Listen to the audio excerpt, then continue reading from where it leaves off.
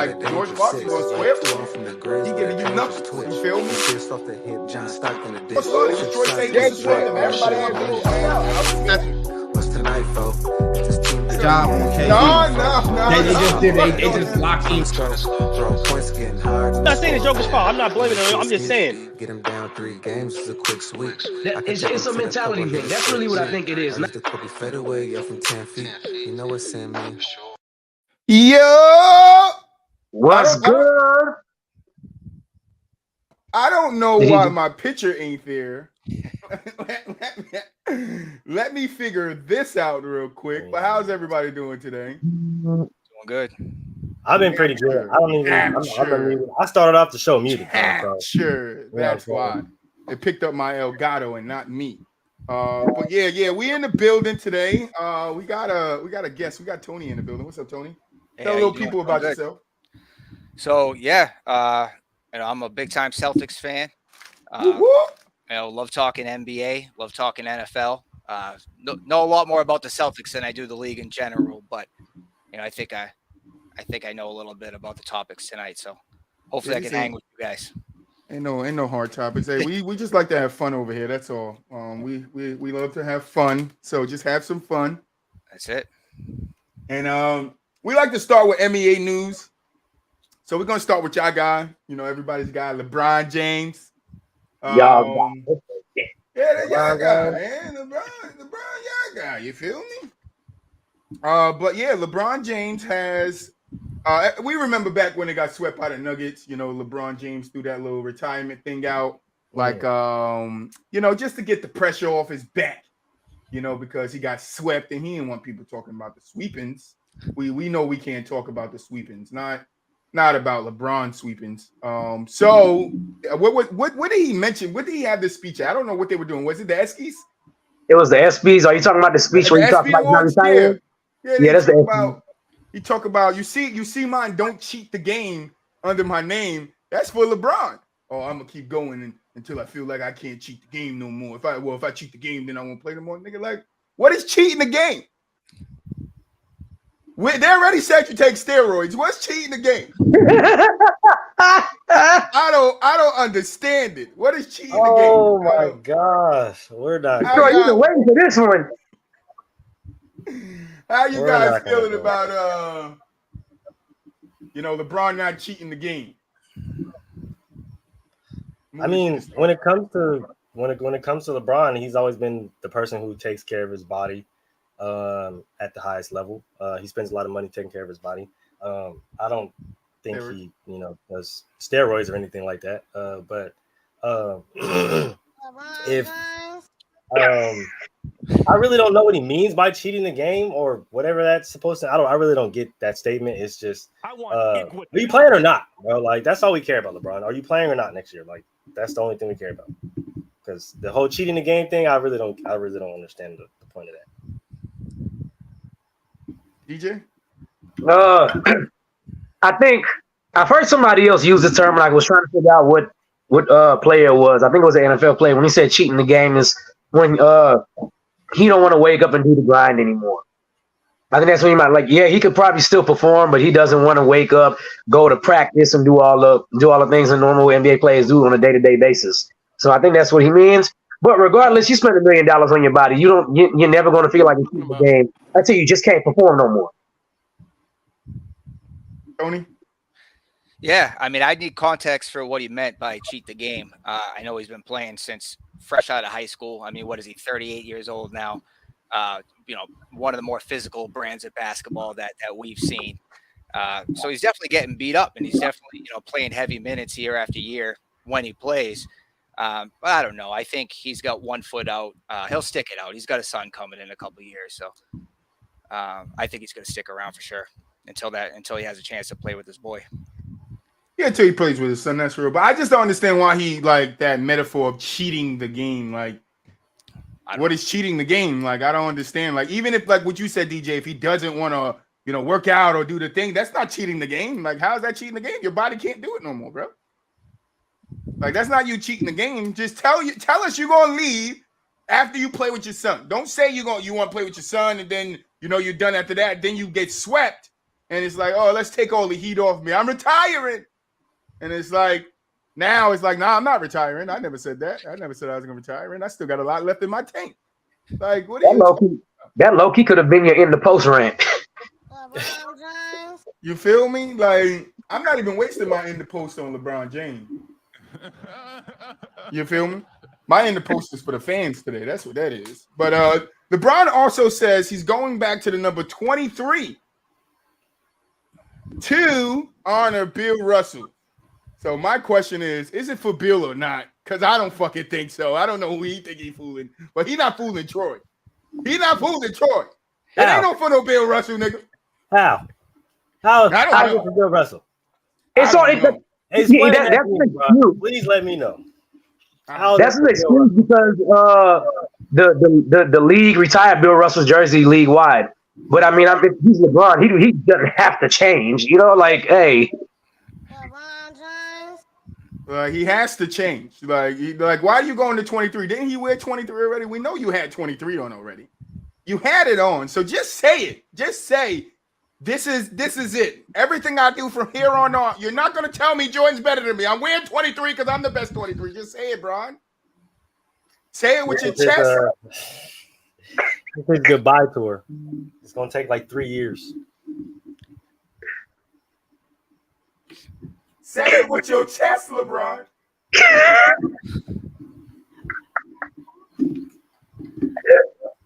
I see Troy came in on once a day, man. Oh, that was your moment to hit the Kawhi Leonard laugh. I'm well rested, nigga. I'm well rested. Oh, we see. You feel me? Talk about I'm going to wear 23 for Bill Russell. No, you not, man. Stop doing that. Don't put Bill Russell name in your mouth, bro. Just telling us you're wearing a jersey for LeBron James, because that's what you're wearing it for. You're not wearing it for nobody else, for LeBron James, all right? Stop the cat. But holy shit. Anybody want to touch on his jersey? Yeah, I mean, I don't know about this one because, you know, being a Celtics fan, whenever he comes, he always praises Bill Russell every time. That's something he does. So, I mean, but he also just goes whatever way the wind's blowing. So, I don't know. I'm kind of 50-50 on if I buy into what he's saying or not. It might have been because he wore it last year, got a ton of shit for it, and now is backtracking a little bit. But I mean, I don't know. It's tough to figure out what he's thinking. It seems like it's a different opinion, different viewpoint every couple months. Nobody else? All right, moving on. Suns are going to be running Bradley Beal at the point guard. How do you guys feel about this? I'm going to start with you, DJ. I didn't hear what you said you were starting with. My bad. You. Oh, okay. Good.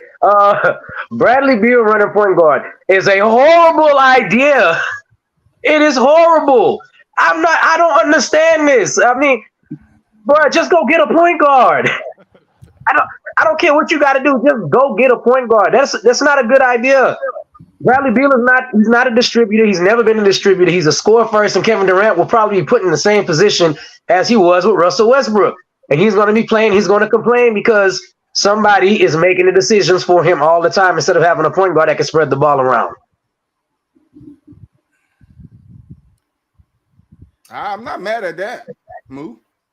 I mean, I'm not mad at it either. Shoot, that's kind of where I was going. It's like you need a point guard, especially for that offense or the type of offense that you want to run with those kind of players, right? Like if you have a Bradley Beal, if you have a Kevin Durant, if you have a Devin Booker, and if they do end up keeping DeAndre Ayton, all you need is a point guard to make that mesh in jail. You have all of these not necessarily ball dominant players, but players that move very, very well without the ball, and that can generate their own shot when they need to. But it's also good to have a point guard to really set up an offense and kind of let everybody play to your pace and set up an offense to where everybody's going to succeed or touch the ball when they need to.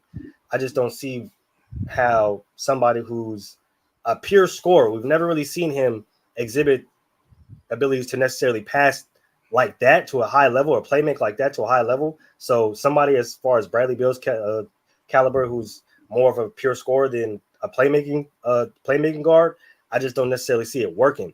I know that they try to use Devin Booker as a point guard at some point in time, that he can play make at a higher level than Beal, but I just don't see it with the spacing, and I really just don't see it being a good idea, honestly. And after trading Campaign, who was known to actually know that offense and run the offense actually pretty well and pretty efficiently, I don't know, man. It's like I said, it's not looking good for Phoenix. I know they loaded up with scorers, but I really don't care. You have no bench and you have no defense, and now you have a point guard. Tony? Yeah, this was clearly a money move with Campaign. So he was making about $6.5 million. They were at that time about $9 million into the second apron. They couldn't pay him, and they're probably just playing to a point now where they can skate by until the trade deadline comes around. And if they need to clear a little more cap space, they're going to get their pick of the litter on the buyout market. Maybe that's where they get their point guard. So Bradley Beal, I don't know if it's going to be Beal or if it's going to be Booker that goes down on the depth chart as the point guard. Booker, as he was just pointing out, did play point guard at a pretty decent level when Chris Paul has been out over the past couple of years. But I don't know. It looks like it's going to be more of a my turn, your turn type thing with Beal, with Booker, with Durant, and Ayton just kind of standing around doing what he does. I don't know how it's going to go.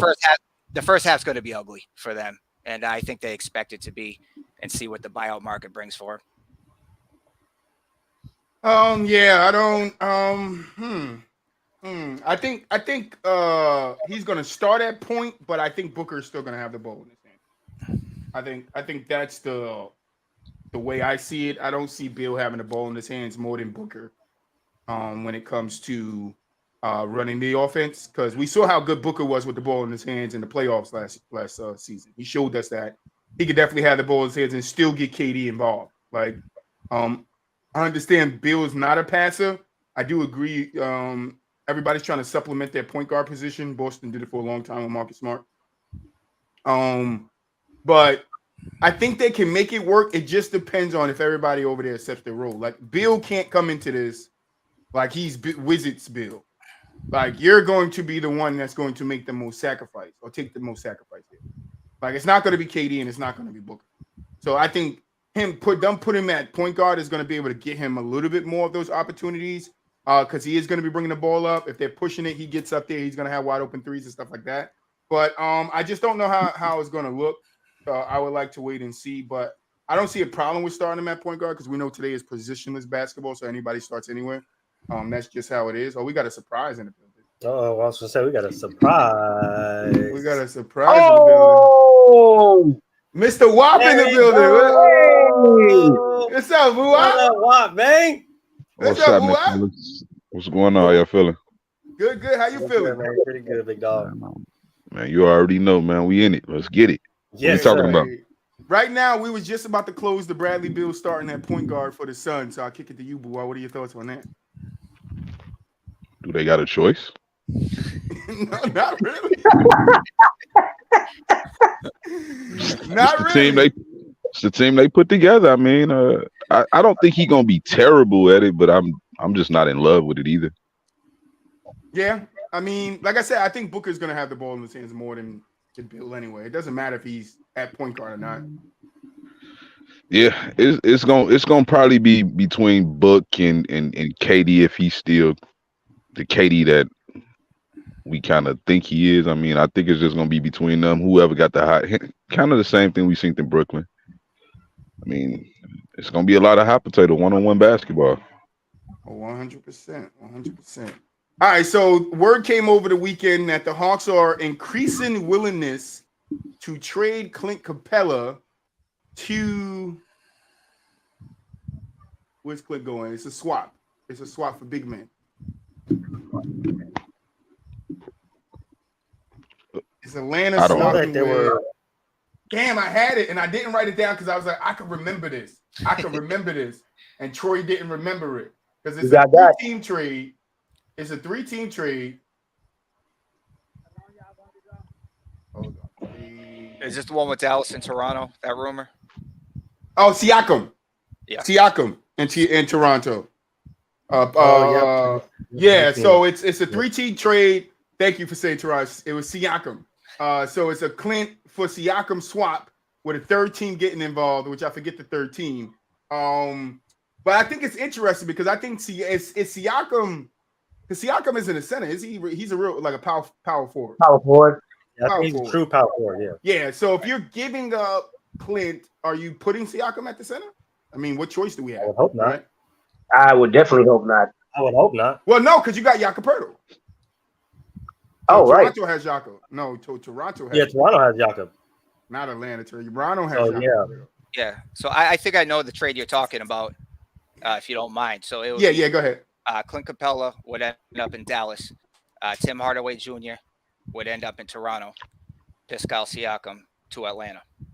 Yeah. And I think there's another piece that would. And I think Hunter might be going to Dallas as well on that deal. Yeah, that was the deal. It was those three to Dallas. Yeah, so that's Thank how you, it would shake out. Yeah, it's right here. I got it right here. Thank you, Tony. But do you like the trade? I mean, the Raptors are rebuilding. We know that. Once you traded Fred VanVleet away, and now you're talking about trading your other cornerstone away in Pascal Siakam, it's a full-on rebuild. I mean, that's why I don't understand why they signed Jakob Poeltl to that much. You feel me? Unless they're going to use him as a trade piece later on. Go ahead, Moo. I'm just trying to figure out how this works, right? Because looking at the Hawks roster, right? If you lose Clint, I'm trying to look at a center like a valuable Pascal, right? And that's the thing; it would have to be Pascal, right? Now that makes for a horrible recipe, especially defensively, and that's already a horrible defensive team.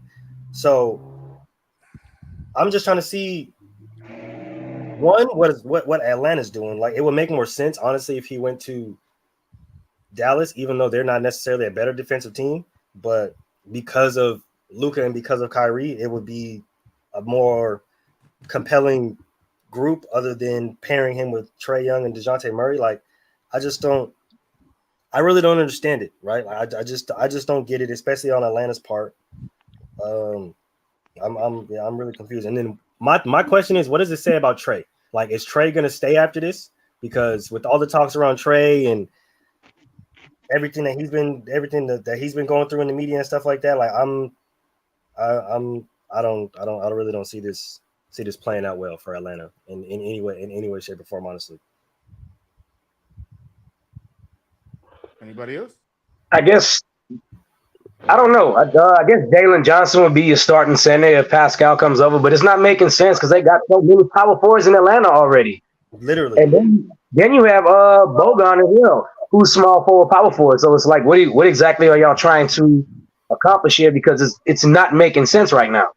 I mean, because they to speak to that point, right, DJ? They have DeAndre Hunter, Sadiq Bey, Jalen Johnson, right, and then you got Bogdan that goes back and forth, right? Like, they're stacked at that position, bro. Like, yeah. Who say their names again? DeAndre Hunter, Sadiq Bey, Jalen Johnson. Troy is insane. Insane, bro.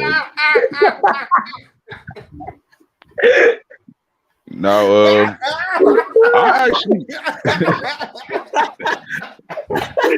Oh man! Oh shoot! It just got hot in here. I actually think Pascal would be beneficial to that team, though. He'll open up the floor a lot more to the Hawks, yeah, because he'll open up the floor a whole lot more for them guards, DeJounte and Trae.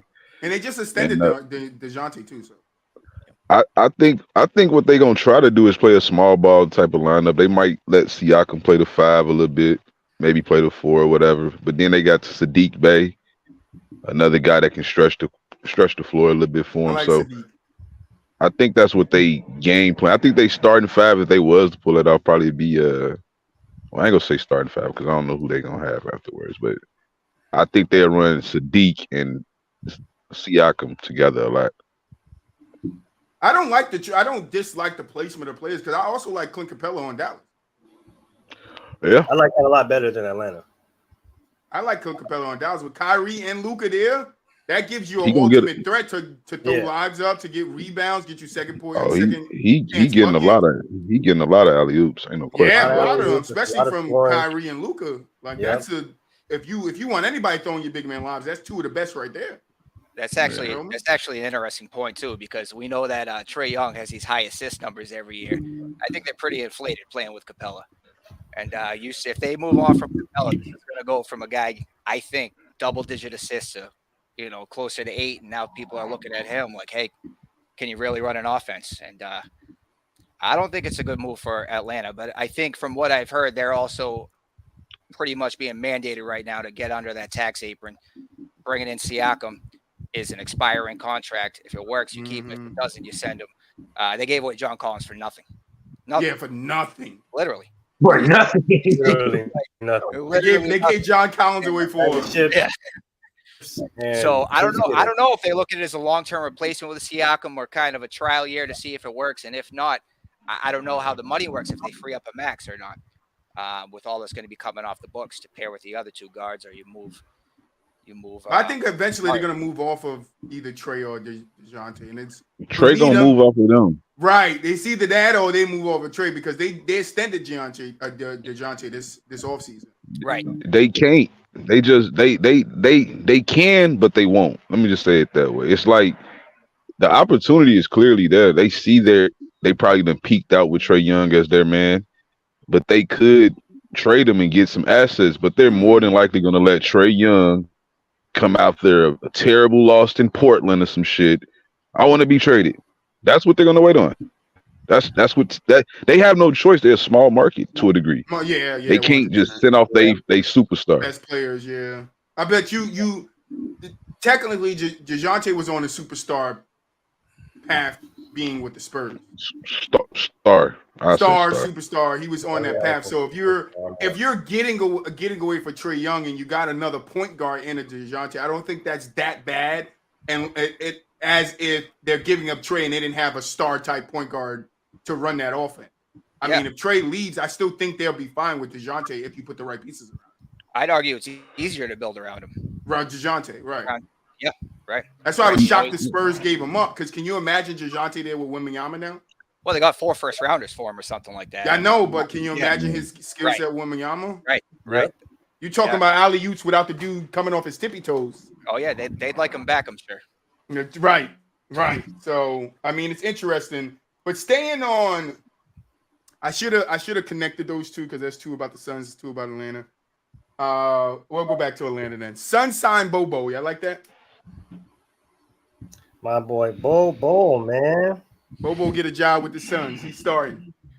I mean, I like it only because if you look at his game from last year in Orlando, he started to play a lot better, started to progress. I don't know if it was because of what Orlando was doing or if he just kind of figured it out as he was going, but he looked really well. So maybe that Phoenix might, have something in it. I don't know what the plan is here. I don't. I really, because I mean you have Ayton, so Bobo I guess is going to be a backup. Does he want to stay as a backup? Who knows? Does Ayton want to leave? Is this a move to supplement if Ayton wants to leave? Well, I kind of think it helps him both if Ayton stays or leaves. Because if Ayton leaves, now you have a guy that can come into your starting lineup. You don't have to give him that many touches because Bobo isn't that type of guy that is like Ayton that wants the ball in his hand 20 times for him to get points, right? But if he stays, now you got a backup to Ayton. So when Ayton isn't playing well, like key moments in the playoffs last year, when he wasn't playing well, when he was pouting, when he was getting into Monty Williams, now you can sit him down and replace him with somebody that can give you some protection on the defensive end, not the offense, that can give you some protection on the defensive end and get you second points chances with the rebounds and get you stops down the other end because he's going to protect the rim. So I think it works both ways. I mean this respectfully. Like, what the fuck do Bobo do? Rebound, block shots, I mean that type of stuff. I'm serious. Like I see some flashes there now and then, but like But opportunity, boo-wop too. Opportunity. You see, he got a little bit more opportunity last year. He played a little bit better. He gets a little bit more opportunity. He might can show you some more of what he got. Because people said it. People said the same thing. Like, what does Bobo do that Wembanyama does? What does Bobo not do that Wembanyama does? What? That's what people are saying. That's what people are saying. I've heard that as well. Right. That's what people are saying. But they're not saying the team-wise. They're saying, but like Taco Falls. He's another one. Like, these guys are talented big men, but nobody's going to use them because they're going to slow you down, right? They're too long. They're too tall. What are you really going to do with them? So as you see all of these guys, especially because, you know, Taco can shoot a jumper. Bobo can shoot a jumper, but they ain't on the Spurs right now. Yeah. I mean, they're not getting the opportunity right now. When these guys can play, it's just opportunity, I think. Well, I don't know. I don't think he's old enough to rent a car, and he's been on more teams for like 2 weeks than anyone I can think of. Oh, he's just, man. I mean, I like him. He has flashes. He can defend. I mean, he's awkward, right? He's awkwardly big, which is difficult for any team. But you look at the way the Suns are built. I mean, they have 4 players making more than $3 million a year, right? They got $30 million up top for 4 guys. They can't. They have to do vet minimums all around. They have 11 vet minimum players. They convinced Eric Gordon to play for the vet minimum. That's a win. But the other guys, you know, it's going to be.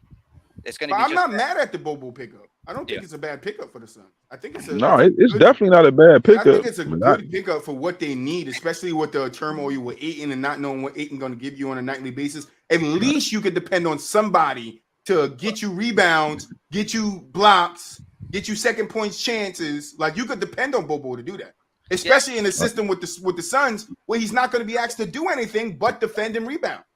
That's all they're going to ask him to do. They're not asking Bobo to go out there and drop 25. Right. No, they'd be lucky if he get a shot. Yeah, a set shot if it ain't off a rebound. So I think it fits into the scheme. They have all these scorers. Now they need to iron out their defense. And I think Bobo, when he's in the game, he's going to give them that defensive rim protection that they need. I don't know if you switch him, you put him on that 3-point line, he might become a liability like most big men. But I don't think it's a bad pickup. I still think Dwight Howard should be on Golden State. I'll say that. Long as he ain't starting, that's when you be scared. That's when you get scared when you find out he's starting. It's cool if he coming off the bench. I'm cool with all that energy and shit. Yeah, but if Ayton leaves, right? If they were going to move Ayton, I would have think they would have moved him already, unless somehow Ayton ends up in this Portland Heat trade, and somehow the Suns get involved with it. From all reports, I think Ayton really only had beef with Chris Paul and Monty Williams. So both them people gone. So like, that's true. Maybe they only trying to give him a shot. I don't. That could be true. But you also got a new guy in there that's coaching. Might want to change the system up. Might not want to use Ayton the way Ayton wants to be used, because Ayton's not going to change his mind on the way he wants to be used. The reason why Ayton had a problem with Chris Paul and Monty Williams is because the way he wants to be used. It's not the way they want to play him. They're playing him in a sense where he doesn't. He wants the ball in his hand. He wants to go out and be able to give you 25 points a night. That's Ayton. Ayton can't take a step back and be like, okay, KD's cooking, or this guy's cooking, or this guy's going off. Let me just do my other responsibilities. Ayton walks to the bench pouting, head down, yelling at Monty. You don't think he's going to yell at this new coach when something happens and he doesn't agree with what the coach is calling? Ayton's going to go right at him. That's a locker room problem. So I understand Ayton can stay and try it out. He's a great center, you know? But if I'm them, I'm moving off of Ayton too. Tyrone, what's good? Go ahead, boy. I'm gonna tell you like this, man.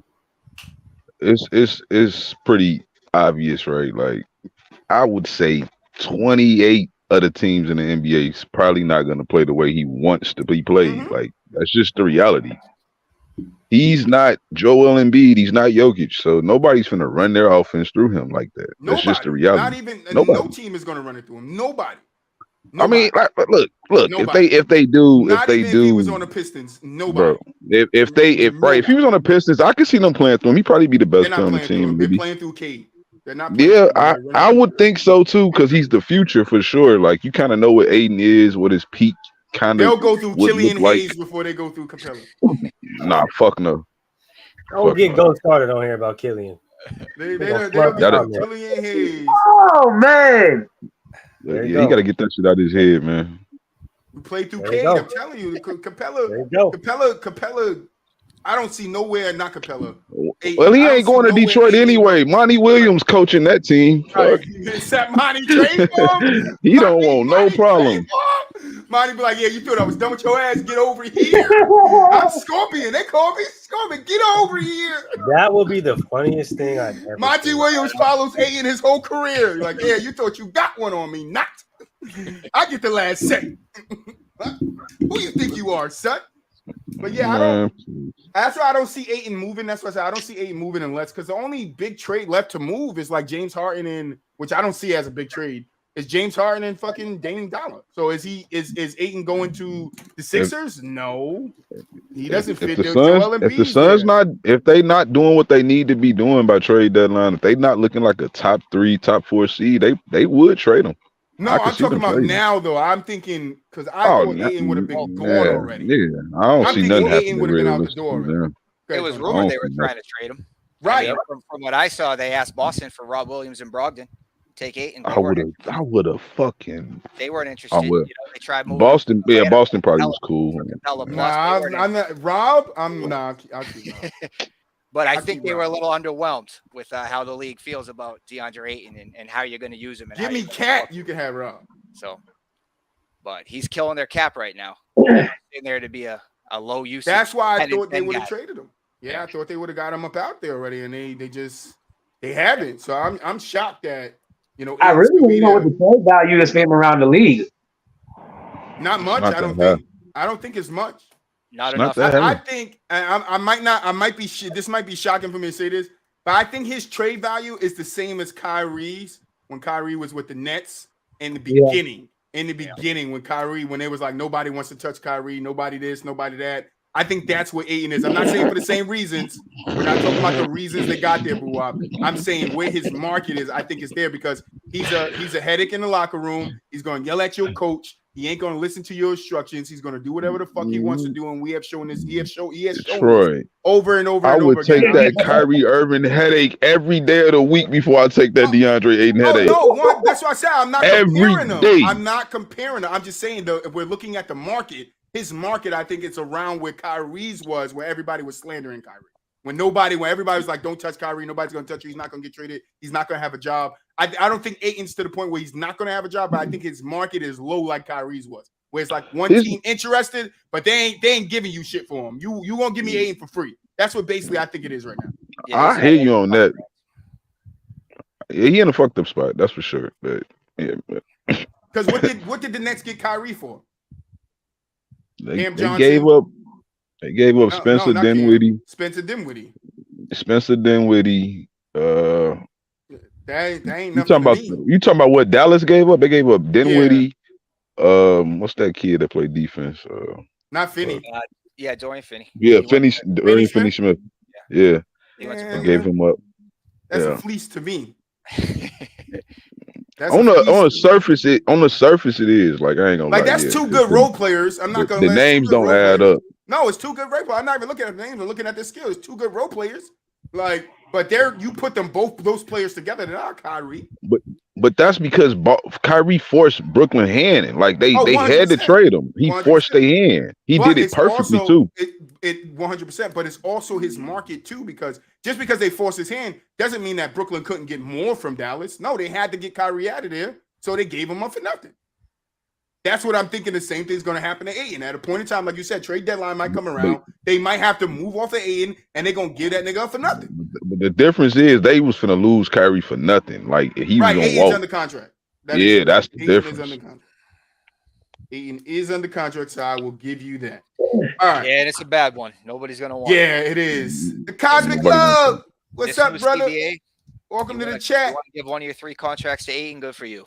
Yeah, I'm not doing it. I'm not doing it. I love Ayton. I like Ayton as a player, but I think he needs to check his attitude at the door and just, be that big man that does everything else. Like, you want to be the centerfold, but you're not. You do back page, and that's fine. Sometimes it's fine to be a back page. Like, yeah. He needs to be like Andre Drummond. Yeah. Hey, let's not forget Andre Drummond was a monster on the Pistons. He was. I knew I was going to do it. Andre Drummond. Stop playing, bro. Okay, Troy. best rebound. Best what? Best ever. what? Oh, Pistons ever. Yeah, Ever. I give you that. You got the highest rebounding rate in NBA history, bro. Right now. He was the first big man that you said, damn. He was the first one, like, yo, how you get all those rebounds? You feel me? He was a 10 and 20 guy, nigga. And that's the wrong way to say it. It's supposed to be 20 and 10. He's a 10 and 20 He was a 10 and 20 guy. guy. You feel me? He's a 10 and 20 guy. You can't tell him nothing, all right? Stop playing with DeAndre Drummond, all right? He was up there when Embiid first got in the league. Yeah, he's been standing under the hoop for 20 years. Yes, he has. What are you doing here? Pokes one. What are you doing? I'm just saying. All right, where is he currently located? In China somewhere? Where he on he with the Bulls. Bulls. He's been on like 8 teams in 4 minutes. So I don't know. But I mean, that's just credit that to the Pistons development team. But let's move on to this big one. So over the weekend, I think Trae Young was on Draymond Green's podcast. I think that's the podcast he was on, and he talked about how shit ain't fun being a villain. That's why the thumbnail says it's all fun and games. Hey, and to that crowd start boo.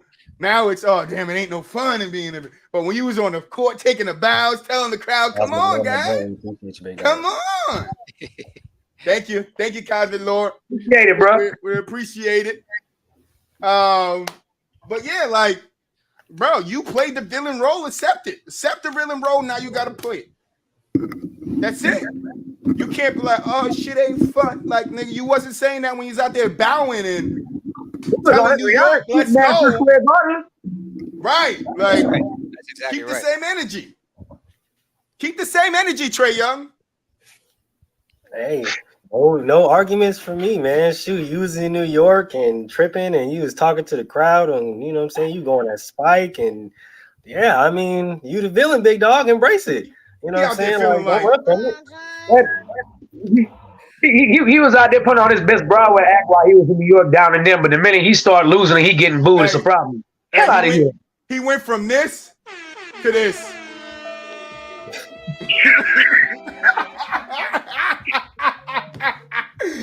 he was singing Kumbaya at the end of that motherfucker. What you talk about, Trae Young? I don't want to hear that shit. It's not fun being the villain. Nobody said it was fun being the villain. Just because Joker laughed don't mean he having fun.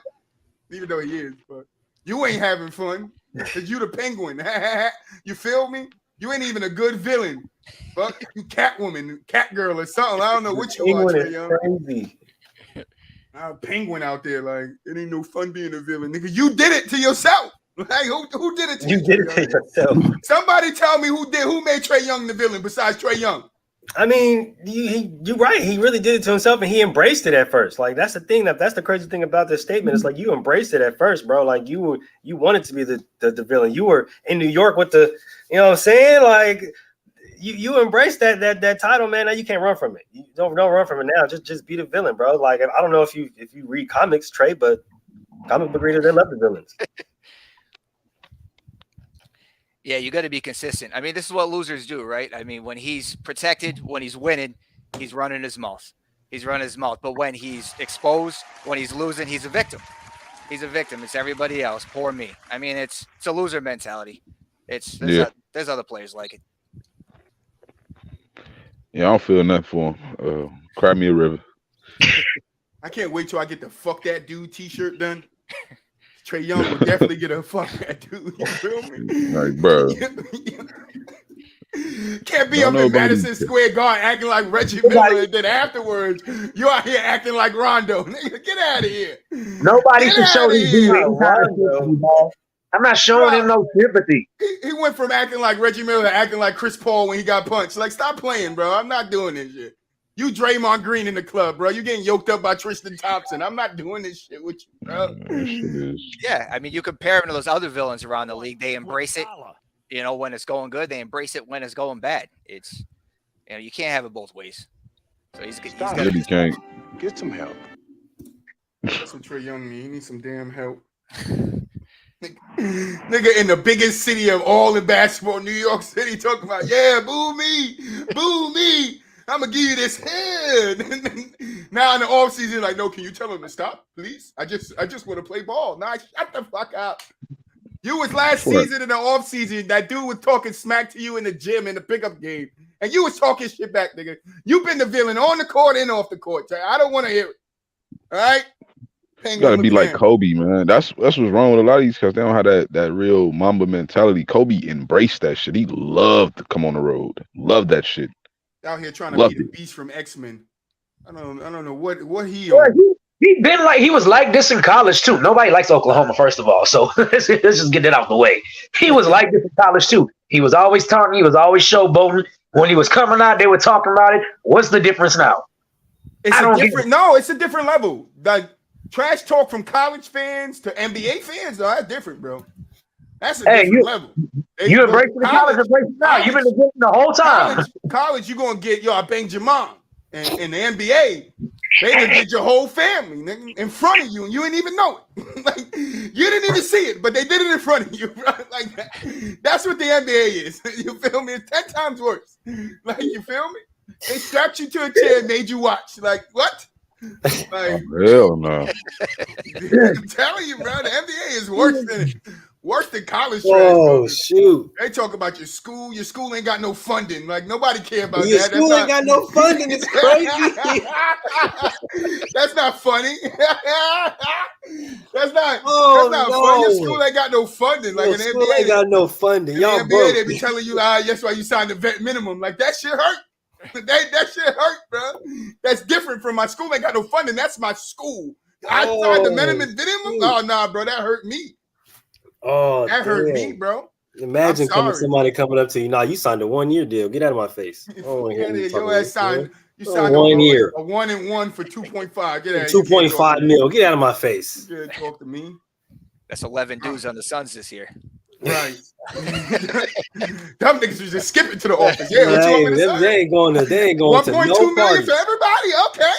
They ain't going to no outings, man. Don't call them. Don't invite them. They do not. They was in the Suns' office like, you get a veteran minimum. You get a veteran minimum. You get a veteran minimum. You get a veteran minimum. We all get veteran minimum. All right, fellas, look here. We got about 12 mil. We're going to split it between all y'all. All right. So you're going to get about 1.5. You're going to get about 2.5. We're going to give you about 0.5 because you be here sometimes. He said you get 500,000. That's it. You don't even touch $1 million. You don't even touch $1 million, big dog. We ain't got that much. You get 500,000. Work with that. You feel me? Go ahead and stick it out on the end of the bench. We might have something nice for you next year. Get Bobo on the line. Hey. You know what I'm saying? I could have paid Bobo more for my damn league in the street. Bro, what? In the hood. Pay that nigga in sacks. I'll tell you. Paid him in one big sack. You know what I'm saying? I got two bags for you and some wraps, big dog. Every single week. But yeah, NBA players, don't be out here playing the villain role, bro. Like we got a saying from back in the day. Hey, get out the kitchen if you can't take the motherfucking heat. I was gonna say it might be a little too hot for you in there, my boy. Might be a little too hot for you in there, Trae Young. You might want to ice bucket challenge and cool yourself down. You feel me? Because you got some issues talking about I'm gonna brace this. You braced it with the Knicks, but you didn't think it was gonna carry over to the next city. Like fans don't talk. You talk. Other fans don't watch other games. What you talking about? He said, I'll be the villain for New York until he found out he was the villain for the league. He's like, nah, this shit is different. He said, hold on, wait a minute. Nah, this shit hit different. Hold on. I didn't sign up for this shit. I don't know what they talking about. They play my song. That's how that nigga walk into the arena every day, bro. Yeah. They hear that, they know Trae Young coming. Wasn't he voted the most overrated player by his peers this past year? Is that right? And he is. That's part of that. I don't know if that has something to do with it, but definitely is. Definitely has. So he woke up like a little gassed up. Wait. Did my teammates vote? Is this you, Jashante? Damn. He looked like. Wait a minute. Did my teammates vote? Yeah. They said you were overrated. That's why John Collins got traded for nothing because he was vocal in the locker room. Yeah, this nigga overrated. He was campaigning. He overrated. DeJounte better than him. He was in there cutting him up. Trae Young's like, I can't take this no more. Trae Young gonna go through this next season. He gonna get so much more hate Look, we spent 20 minutes talking about this dude. It wasn't 20 minutes, but he gonna get so much hate next year at the off season when they lose in the playoffs first round, or if they make it to the playoffs. He gonna go to fucking Cambodia and stay there. Be out there with a fucking winter coat on, like, nigga. You can't see me. No, we can't, because you in Cambodia. You're supposed to be in training camp. Oh, shoot. Hey, put him in the league with Jimmer. Jimmer was going off in the league. Oh, Jimmy For that. Jimmer for that. Like, that shit is bizarre to me. You can't sit here and talk your shit like you a villain, and then all of a sudden, you're not a villain. I don't want to be the villain. I just want to be loved. Like, nah, that's not how it works. Like, can you imagine if Joker just sitting here fucking everything up? I'm the villain. Then he turn around like, nobody likes you, Joker. Damn, I didn't want to be the villain. I wanted to be a good guy. No, you didn't. No, you didn't. You didn't. No, you didn't. Right? You told us to hate you. You told us to hate you, right? You killed my mom so I would hate you because I told you I wouldn't hate you. You took Robin from me. I'm Batman. You took Robin from me. You took Robin. So you're out there on this big pun shit. Don't want to be a villain no more. I'm not a villain. I just talk a lot. I'm not yeah, we see, nigga. We see. We see you talk a lot. God damn, bro. Fuck Trae Young. It was so subtle. Goddamn. You know I'm good at this shit, DJ.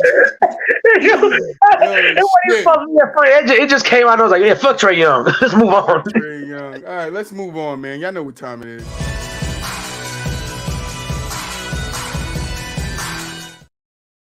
All right, and today we got 2005 Game 7 Spurs versus Pistons. Who was this a game? Oh my God, a defensive game. You know how Troy going to start it. Let's get some stats up in this. Yeah. And we go from there. So let's look at the games. How did we get to Game 7? Game 1, San Antonio won it 84-69. Whew. San Antonio won Game 2, 97-76. How did this go to Game 7? I don't understand it. All right, Game 3, it was Pistons 96-79. Close score to Game 2. Game 4, Pistons 102-71. What is going on here? You feel me? That's a beatdown by the Pistons. And then Game 5 was Spurs 96-95. And then Detroit pulled out the Game 6 with a 95-86 win, which leads us to Game 7 of the finals in 2005. Now, it was a pretty good game. It was a defensive game. You know, mostly all the games in the 2090 stuff like that, it's going to be defensive games, low-scoring games. This game was 81-74. We had a couple of guys struggle in this game. Tim Duncan struggled. Tony Parker struggled. Whew, big time. Chauncey Billups struggled. Tayshaun Prince, I would say Tayshaun struggled. He gave you 9 points. I think Rasheed Wallace could have played better. You know, Ben did his thing out there. Ben's not an offensive guy; he's a defensive guy. Even though he did give you 12 points in this game. But for this series, Tim Duncan for the 7 games, Tim Duncan averaged 20 points. Manu Ginobili 18.7, so 19 points. Tony Parker 14 points, and Robert Horry 11 points, 10.6. I'm gonna round it up to 11. All right, Bruce Brown gave you 8. I'm sorry. No, go ahead. Then on the other end, Chauncey Billups averaged 20 points for this series. Hamilton 17, Rasheed 11, Wallace 11. So Rasheed and Wallace actually gave you the points that they averaged in this series. Then you got McDyess averaged 10 and Tayshaun averaged 10. So Spurs had 4 people double digits. Pistons, as we knew, they were a collective group. They were a collective, get their stuff done by collective measures. Somebody breathing into their mic heavy as hell. That's me. Damn, nigga, take a deep breath. Oh, man.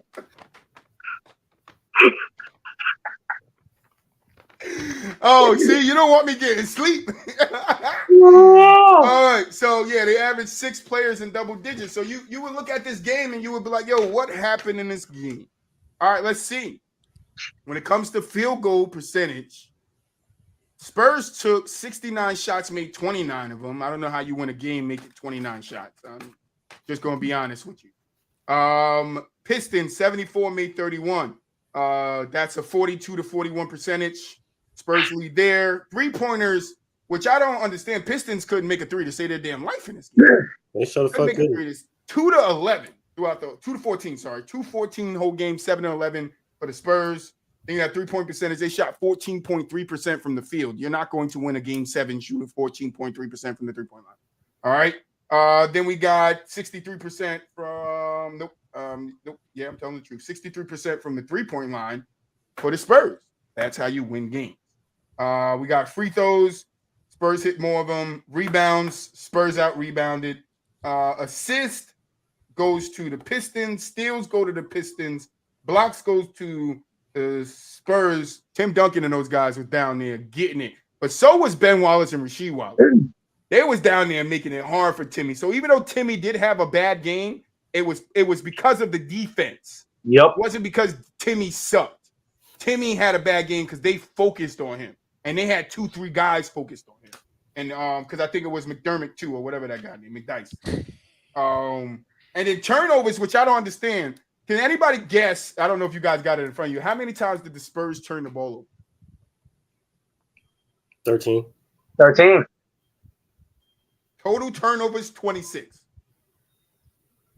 The Spurs had 26 total turnovers in this game. Total, 26. And fast break points to the Pistons, only 8. That tells me what? Even though they were giving up a lot of turnovers, they were getting back on defense. What I say? Defensive game. But, you know, Troy don't like to steal a spotlight, so let me Troy get to his 3. 4, but one's a little shot at the end. But my 3 keys to the game, my first key to the game was, because we know all the way up into the fourth quarter, we went into the fourth quarter tied 57-57. Yep. Right? And you know, Manu goes crazy. Tim hits some big shots in that third. Robert Horry hits a big 3 in the fourth quarter to give him the lead. And then at the end, it's just a defensive game again with free throws shot for the winner to be decided. The final score was 81-74. So my 3 key to the games is the first one I started out with the third quarter because it stuck out the most to me. Tim Duncan scored 12 points in the third quarter. Yep. He scored 12 points in the third quarter, and not only were they losing at that time, his 12 points helped them take control of the game in the third quarter, right? My second key to the game is Manu and Horry, right? Manu's first half coming out, I think he had 8 points, right along with Tim Duncan. Tim Duncan finished the first half with 8 points. Manu finished that game with 23, and Duncan finished with 25. So that's 8 points after the first half, and they scored the rest of them in the second half. So Manu, timely shots, timely buckets, timely threes, getting to the basket at will, Euro stepping. Manu was doing his thing. Horry, he had 10 points in the first half. He finished with 15. They had 5 in the second half. But in that second half, Robert Horry played a lot of good defense. He rebounded a ball that he came from one wing to the other wing to get the rebound. He got a key block in that fourth quarter. Like, Robert Horry played some really good defense. So I want to give props to Robert Horry for playing, well in this game. It's like I said, it's the most points I've seen him score in the game that we watched of him. But my most important key to the game, and I'm gonna kick it to Mulit, is it was the defense in the paint for the Spurs. Because that's where the Pistons got most of the baskets. They wasn't really hitting shots. They got most of the baskets inside the paint. And then getting back on defense was the two that really big key for me was defense in the paint and the Spurs getting back on defense. Because the Spurs didn't even have a fast break point either. So the Pistons were getting back on defense too. But then the Pistons wasn't giving the ball up much. They don't give many turnovers to give fast break. But to have that defense in the paint, to get back on defense, to have Manu, your star, Robert Horry, your role player, and then Tim Duncan, your star, even with Tony Parker only giving you 8 points and 3 assists. Like, Tony Parker played bad this game. You feel me? Even with all that, he still was able to pull this game out. And those are my keys to the game. Move, I'm going to kick it to you. All right. So what I seen during this game was, like Troy said, defense was really the staple. Both these teams wanted to come out and set their tone defensively. The difference was it was more of a defensive grind inside, right? Like neither one of these teams really had strong 3-point shooters like that. Like outside of Detroit, they did have some shooters at that point in time, but they weren't as consistent as we seen prior to those to their championship run. So they were kind of starting to fall off the wagon a little bit, or not necessarily fall off the wagon, but kind of fall apart. So the Spurs wanted to key on that inconsistency, but the Pistons wanted to key on the Spurs running their offense through Tim Duncan, right? If you look at the first half, they clogged the shit out the paint. Tim was horrible. He couldn't even buy a shot on the inside. And they wanted to do the same thing on the other side, but with how the shooters of the Pistons were and how they can't live and die by the three, right? The Spurs can't necessarily afford that right now in the game 7. So they have to space the floor. They're bringing all their guys out on the outside. That's giving Ben Wallace all this inside work to score. Ben Wallace ain't no damn scorer. Like, he's leading all scorers at halftime. There's a reason for that.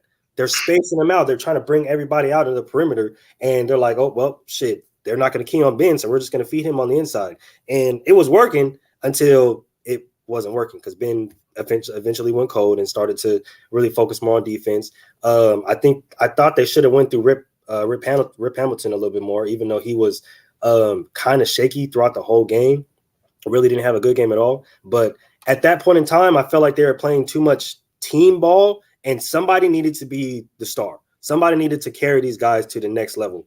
I felt like it needed to be Prince or Hamilton. Like, one of you guys need to take over right now. And it was a lot of here you do it, there's a lot of here you do it, there's a lot of here you do it.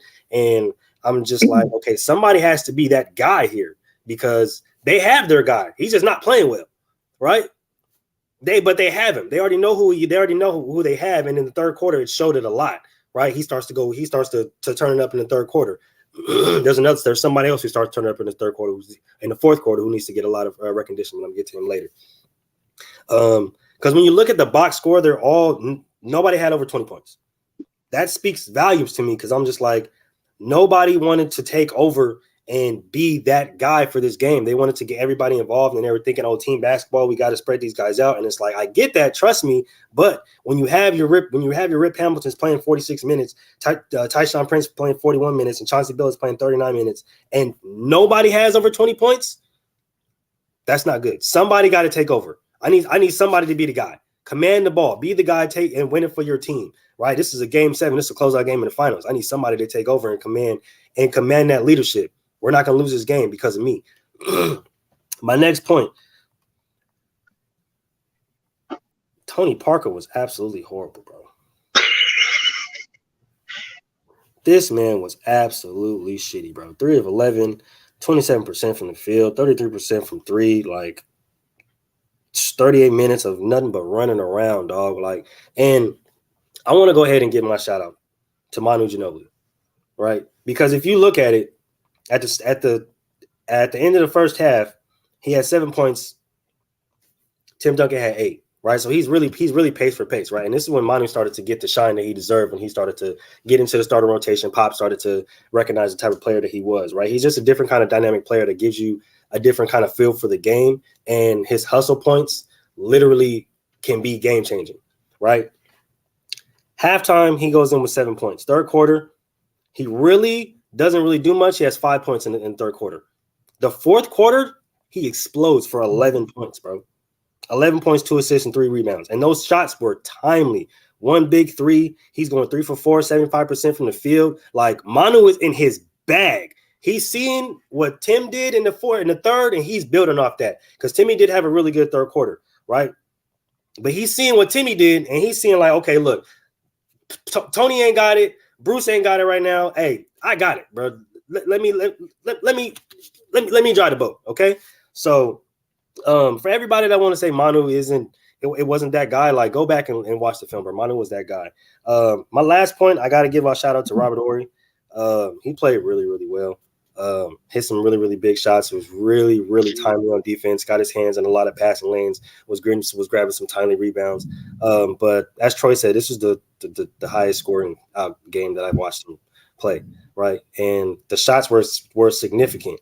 And that was the biggest thing for me. Like, if you're going to be a role player, if you're going to be a guy that's going to come off the bench and be the energy player, and people are going to look at you as this big shot or big time kind of player or big moments kind of player, then let's see it. Make it be known. Let it be shown. And I thought that he did that probably one of the biggest times in his career this game. But yeah, defense ruled this game. Nobody really had a good game. The Spurs shot pretty solid from three because they didn't take a lot of threes. They didn't shoot high threes in volume. So they took timely, smart shots, and that's what really won in the game, other than, killing it on the offensive, defensive boards. That's all I got. All right. So let's back it up real quick, because I feel like this has to be touched on real quick, because both of y'all said Moose said somebody needs to be that guy. So let's back up real quick, because both of y'all alluded to this is the best game. Y'all saw with Robert Horry, this and that, scoring. But y'all forgot about Game 5. I did not forget about Game 5 when Robert Horry exploded. No. We didn't. I'm saying I didn't watch Game 5. I mean, Game 7. So I'm talking about in the breakdowns that we here. Watch the Robert Horry, the games that he was in, which this is. Okay. And this is. I'm gonna commend you for that though, because Robert Horry did go crazy in Game 5. So the reason why I brought up Game 5, because I really wanted to go back and see like who was really being that guy for Detroit, because it seemed like they didn't have a guy for them in this game to take over. But Game 5 was really the big game in this series, just because the Spurs ended up winning by 1 point. Chauncey Billups had his best game in the series. He went off for 34. It was that game right there. They always talk about the importance of Game 5s, because every game that was won, the home team won. And the Spurs almost let that one slip away if it wasn't for Robert Horry pulling it out and Tim Duncan having a good game. Saying all that, though, going to this game, it's crazy to always go back and watch 2000s basketball, because you see the defense, the schemes. It's very entertaining to watch. It makes me miss defense in basketball now, and I need some people out there to go back and look when we talk about when we say players don't play defense now, because it feels like they don't even put effort into it. Rasheed, one of the most underappreciated power forwards in NBA history. He had an okay game. Wasn't amazing, but he shot 50%. Ben Wallace, 60%. The rest of the Pistons, absolutely horrible. I don't even want to take too much time. Shout out to Antonio McDyess. He came in and he had a good game. He came in, dropped 10 off the bench. One of my favorite plays. One of the greatest what-ifs in basketball history, because he was definitely that guy coming out of college. On the other side, I'm going to give I know y'all put Ginobili on your top 10 last week or whatever, this and that. And fine, whatever. But Boo-Wop, I know you seen it, dog. Hey, Boo-Wop, you missed it. You missed it, Boo-Wop. No. James Harden didn't get ranked in the top 10. So we ain't even gonna touch on that. We're not even gonna touch it. What I will say though is one of the underappreciated players in this game, because he didn't score, but I really liked what he was doing, was Nazem Muhammad. If Tim Duncan wasn't getting the rebound, Nazem Muhammad was under there grabbing rebounds. He played really well. Manu Ginobili. I went back and watched the DVD of this season for the Spurs. So going into the game, I already knew what to expect from Ginobili. Ginobili closed this thing out. Him and Tim Duncan. The star showed that night. The star showed this night. And I mean, I don't have to say nothing about Robert Horry again, because y'all know. But Boo-Wop, they put Ginobili in the top 10, bro. So, hey, I feel like y'all purposely picked this game now because Ginobili went crazy in the fourth quarter. To bolster y'all point. No, I picked the game, and I just wanted to do a Piston game because we haven't done it yet. I know you just picked the game because I had said this game before too. So yeah. Go ahead. I wanted this game specifically because Ginobili went crazy. Yeah, I know. Not me. I watched it for the first time. Not gonna lie. I mean, anytime fucking Robert Horry outplays Chauncey Billups and fucking Rasheed Wallace, you know you finna fucking lose, right? Like, that's essentially what I took away from that shit. Like, I mean, this motherfuckers got outplayed by fucking Robert Horry. Chauncey Billups do all this. I need to be in the Hall of Fame, and you did this. You did this. You let fucking Robert Horry at 37 years old out fucking play you. What a bad shoulder. Bro, shit is insane. Don't even try to correct me later on, Chauncey. Oh, he was 33. I don't give a fuck if he was 23. You got outplayed by Robert Horry. Rasheed Wallace, I love you, but you got outplayed by Robert Horry. More points, more rebounds. That's all I know, Rasheed. That should never happen, bro. Ever. Under no circumstance. You got one fucking rebound, Rasheed. One. Robert Horry got 5. This shit is unacceptable. It's unacceptable. It's unacceptable, bro. Oh, shit. You got 5. Something.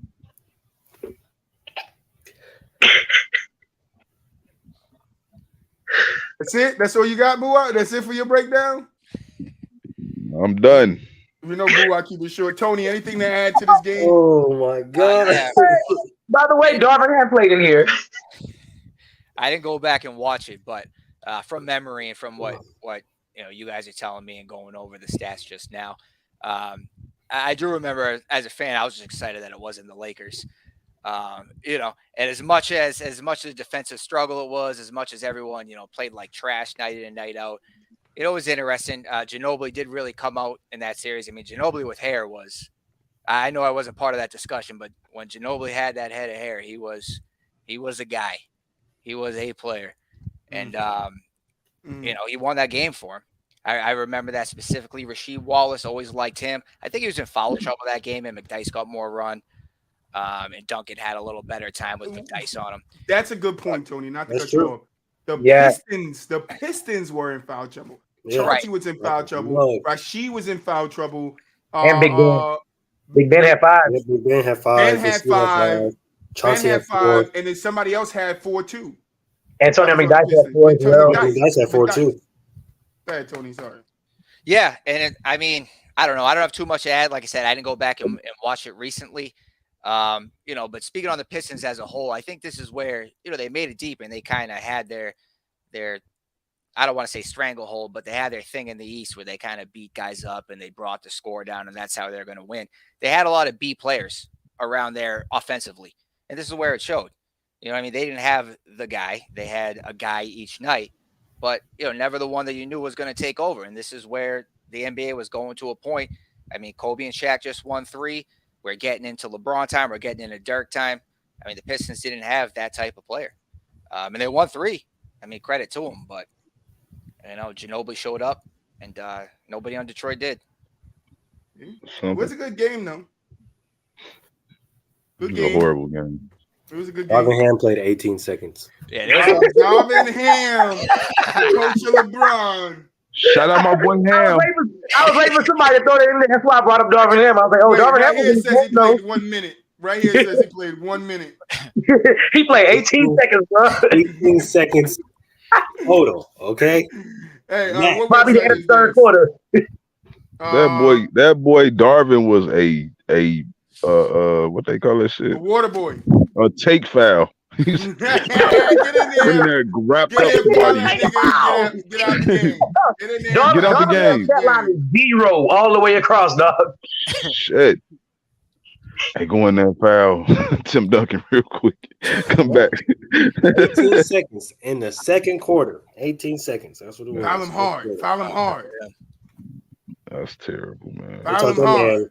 Run around for 18 seconds until halftime. You know what? Go take Richard Hamilton off the court real quick and let him rest early.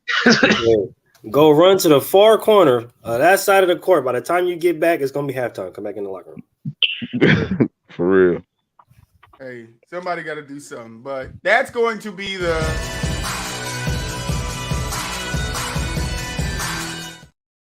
And now it's time for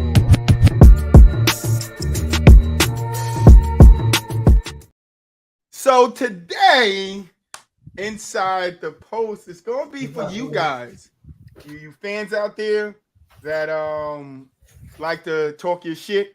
You feel me? Sorry for the couch behind me. My daughter makes it a mess and stuff like that. But you know, I'm on Facebook. I'm in a lot of forums, and you know, I see a lot of you guys talking smack. And you know, Troy likes talking smack because we have a segment here called dumb TikTokers. Well, we're gonna add dumb Facebookers to that too. Because last week, as some of you guys know, we had some dumbass Facebookers try to tell me I'm wrong. I invited them to the show. They did not take the invitation. I showed you on screen that I invited them to the show. They did not take the invitation. So I, Troy, want to invite everybody that has something to fucking say about something we have to say to get your asses up here. Okay?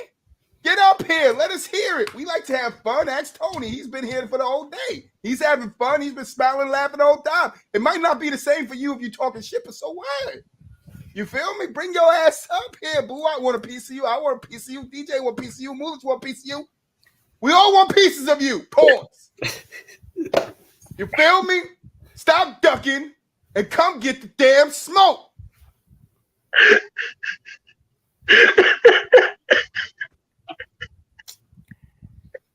My sentence exactly. Boo, why you muted? I don't know what the fuck you said. I got it. You got to. I don't want a piece of nobody like that. Hold on. Extra pause on that. Yeah. Now I got to pause with you so they understand. Like, listen, I will debate you. All right, I don't want a piece of you. All right, I don't know. Boo, I said keep the pieces to yourself, Troy. Now, boo, I'm getting a piece. All right, you're getting a piece. I need a piece. That's right. Thank you, Moolidge. We need pieces over here. All right? Anybody welcome anytime. All right, I'll take the smoke. That's still a piece. All right. So I know on the dock, which none of you guys fucking told me, I left shooting guard. So I don't know, Tony, if you did your shooting guards, but we're actually doing centers today. Okay. All right, and the guys kind of knew we were doing centers today, but nobody told me. Nobody told Troy. I'm not gonna lie, I saw shooting guards and I thought Boo I was gonna come back today because I saw shooting guards, so I was like, okay, bet. That's why I definitely thought shit. Nah, shooting guards was last week, man. Can't do shooting guards twice. Obviously we can't, but yeah.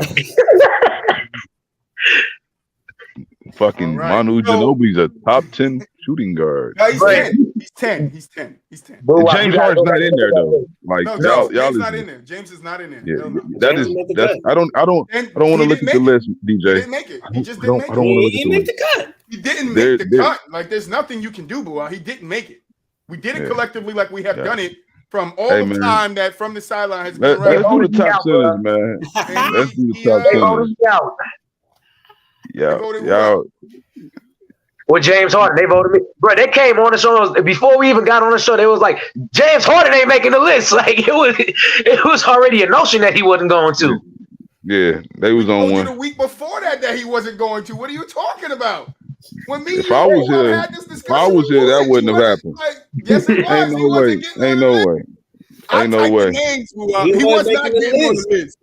I typed the name up. He wasn't going on the list. He's not him. I'm telling you, he wasn't going on the list, bro.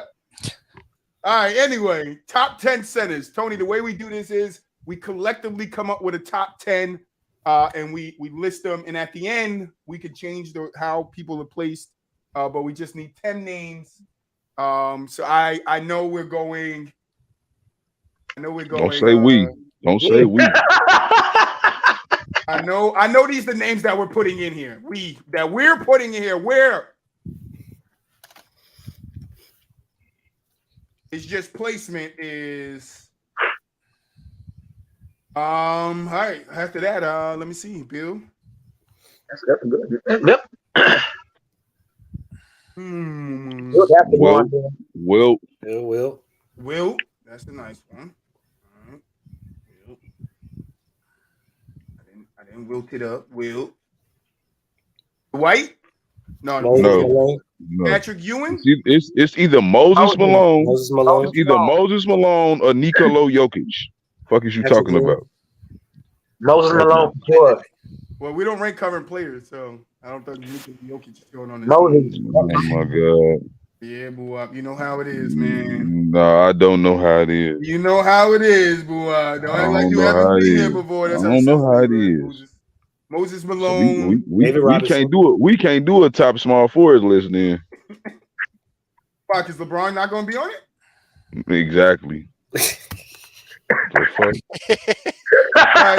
That's no problem for me. Can't do a top 10 point guard list. There's at least 2 or 3 of them motherfuckers active still.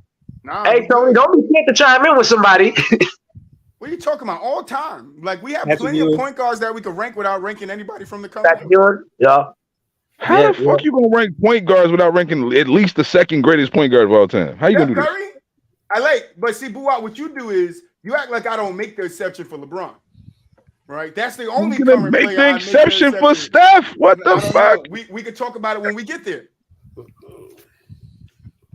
We could talk about it when we get there. We ain't there, bro.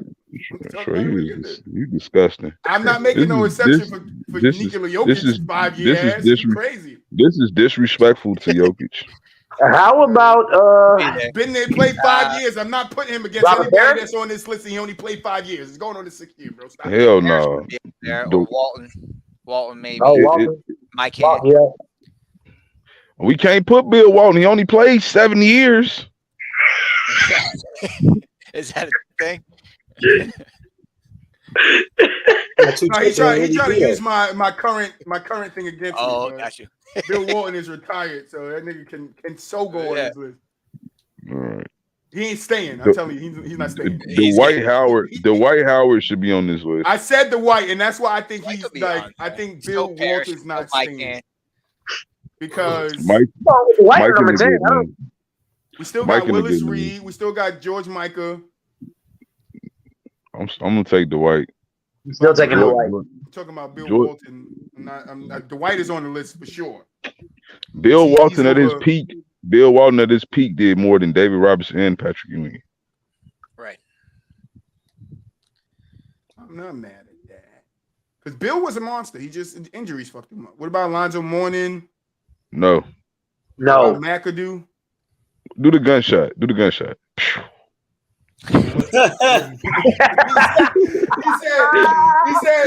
said, do the gunshot. This nigga got me opening my editing software over there. He said, do the gunshot. Oh, man. So it, man. We looking at him. So that's the 10 we going with? You gonna keep Bill? I think he should be on him. I mean, I would take him. I don't have a problem with it. George Mikan is the first superstar. We all get that, but he literally played like I don't look, man. We ain't gonna get into all that. If I take Walton off, I can only put Robert Parrish on. I don't know who else to put. Yeah. Like what he played? What he played? 10 You got years? Wes Unsub. Oh yeah, Unsub was good. What? Bro, y'all better stop playing, bro. What's Unsub? Stop it, man. Please. What? Please. Archie Gilmore? What are we talking about? Bob McAdoo? Nate Thurman? Bob McAdoo ain't that name. How about Dave Collins? Bro, Nate Thurman is fucking Rudy Gobert, bro. Stop it. Please. Okay. Bill Walton and Ralph Sampson is in the same boat, so I guess whatever. Nelly Johnson. Bill who? Nelly Johnson. Bro. Willis Reed. Fuck. Willis Reed, cool. Clyde Lovervet. Dave Cowens. I already said Dave Cowens, so. Now I think we're good with these 10. All right, so let's put them in order, right? Because we know we probably gonna rank Bill at 10, right? Or we're gonna leave Bill above Dwight. Who's one? I ain't gonna lie to you. My one is Hakeem. Facts. Thank you. Everybody cool with Hakeem being Elijah on? I'm not mad at that. That's my pick.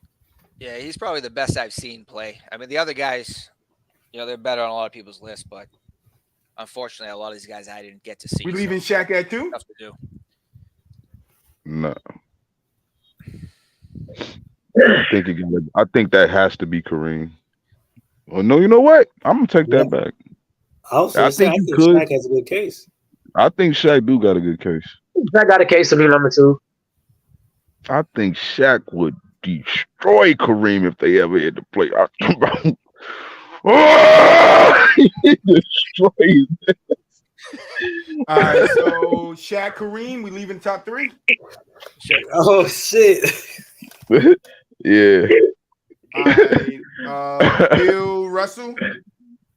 I like it like how it is right now. I don't see nothing. You know what? Like I said, I think Bill Walton at his best though was better than David Robinson and Patrick. No. I'm not mad at that, honestly. I don't think Bill Walton is better than Patrick Ewing. Let me say this. I ain't gonna say necessarily like statistically better than them, but like he accomplished more as the man. Like that's what I'm in the time being that he played, he did accomplish more. He did accomplish more. And he bust Kareem ass on the way to doing it. You know what I mean? Just throw that out there too. So yeah. A lot of motherfuckers eating on Kareem watch, man. I'm just gonna put that out there. A lot of motherfuckers eating, man. Elijah and Samson beat him. I mean, hell. And then they lost to the Celtics, but shit, they beat him. Elijah was the best player in that series. Are we good? Yeah. Hey man, I'm cool with it. I think we're good. The White, you wouldn't be top 10 if Troy let me put Jokic in there though. I ain't gonna lie to you. Do you think Patrick Ewing is better than the White? When Joker retire, he can definitely go. Do I think Patrick Ewing's better than the White? Yeah. Okay. Yes. That's what I said this a couple of weeks ago. I'm not ready to put the White above the bottom of the top 10, center. What hurt the White a lot is that he played in like the weakest era of centers. He didn't have no real competition, and he didn't dominate like how he. It's sad to say, and he was a phenomenal player, but he could have been better. I think like he could have been. Yeah, that's true. A lot better, honestly. It's crazy to say Shaq could have been better too. Oh, 100%. Oh, definitely that. 100%. Shaq should be the GOAT. Shaq should have been the fucking GOAT. Yeah, Shaq really should be the GOAT. That should be 12 rings, 60,000 points. I'm pushing a new narrative. Troy is no longer doing this GOAT talk. He's doing the greatest of an era, not doing greatest of all time no more. Y'all can have that conversation. I want to talk about who's the greatest in eras. We could do that. Yeah, that's actually you could put two people back and forth in that debate all day long. But the greatest of all time, in my mind, there's about maybe 7 people that got a good argument that people can make good debates for to be the GOAT. So in that case, I'm not doing no. Yeah. Fuck no. MJ, Bron, Kareem, people do it for him. That's about the only 3 that you legitimately got a decent case for. Like them I 3. said people. I didn't say us. I said people. Fuck people. People. You can say fuck those people, but James Harden is a GOAT in some people's eyes. I'm gonna get a fuck those people shirts. Fuck that nigga and fuck those people. We got it, bro. Fuck those people, man. Those. I mean, not tomorrow, but James Harden's the GOAT. I don't trust they. When people be like they said fuck they. Right? Fuck they. They be lying. I don't never listen to they. They be lying. Yeah, I don't fuck with that. But yeah, so our list is Hakeem Olajuwon 1, Shaq O'Neal 2, Jabbar at 3, Bill Russell 4, Wilt Chamberlain 5, Moses Malone at 6, David Robinson at 7, Patrick Ewing at 8, Bill Walton at 9, and Dwight Howard soon to be replaced by Nikola Jokic at 10. All right. I like that. I like that. All right, and that's our top 10. We will put it up on the social medias so you guys can, comment, get your thoughts up in there and stuff like that. But this is you guys don't know basketball. But this is the end of the show. Oh, we ain't got no game show this week. Okay. No game show this week because Goat didn't answer me because I had a new game show for you guys, but Goat didn't answer me on whether he could put it together or not and the time frame because it was only from last night to now, so I didn't want to do that. We're sad to go. We'll be back next Monday for more. All right, and Boo-Wop said,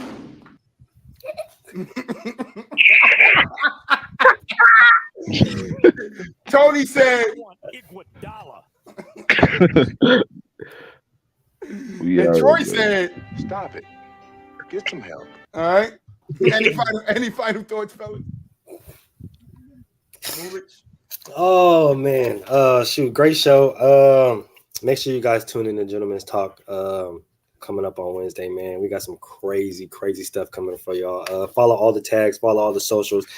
Turn us up. We're trying to be at 1,000 by the end of the summer, man. So make sure y'all get us popping so we can come into the next basketball season going crazy.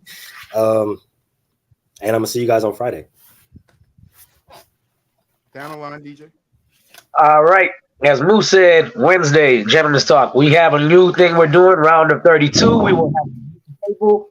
We will be discussing the top 32 cartoons of all time, childhood cartoons, and we have an NCAA style. So y'all make sure and tune into that 7:15 Central Time Wednesday. By the way, good entertaining show today, fellas. Boo Wop, happy to see you back, brother. Appreciate it, man. Y'all already know, man. I might sneak back in here on Monday, but more than likely for sure, man. Appreciate y'all as usual. Tony, final thoughts? I had a lot of fun. Thank you guys for having me. Good talking. And no, good having you. Thank you for coming. No doubt. Appreciate it. You can come back anytime. Just message me anytime you want to come back, man. Like we said, we're looking for regular people that like talking sports. I know you like talking Boston. I told you I was going to slip the JT and Williams in here. But say about Grant. Yeah. We might slip it in next Monday, so I'll let you know if I He's throw my it on the least dock. favorite player in Celtics history. Hey, let's talk about it because Marcus Smart might just be mine. So we can talk about it, Tony. You coming back next Monday? Just be ready. We talking about the least favorite players and for our teams in NBA history. And Marcus Smart is mine. All right. These players in NBA history, Tony. I'll send you for my team. When I get it done. But yeah, that's gonna be it for us. Hope you guys enjoy your Monday.